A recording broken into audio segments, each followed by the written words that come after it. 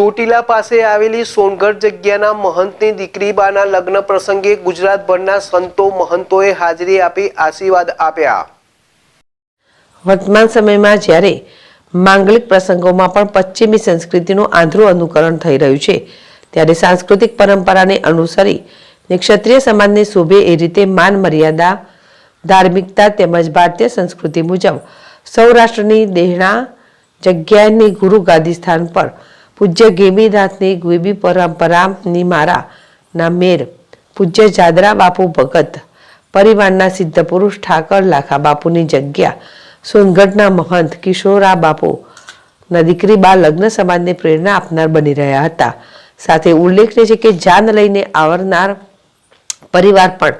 ઐતિહાસિક સાંપ્રદાયિક વારસો ધરાવે છે, જેથી ભગવાન સ્વામિનારાયણના વંશજ લાલજી મહારાજ પણ જાનમાં પધાર્યા હતા। સ્વામિનારાયણ સંપ્રદાયના મહામુક્ત રાજ દાદા ખાચર એટલે મહારાજને સમર્પિત જીવનનું સર્વોચ્ચ શિખર એવા ત્યાગનું મૂર્તિમંત સ્વરૂપ શ્રીજી મહારાજના અત્યંત લાડીલા પૂજ્ય દાદા ખાચરની 8મી પેઢીના વંશજ મહાવીરભાઈ બાબલુ બાપુ ખાચરના સુપુત્ર ચિરંજીવી ધર્મદીપભાઈના લગ્ન પ્રાતસ્મરણીય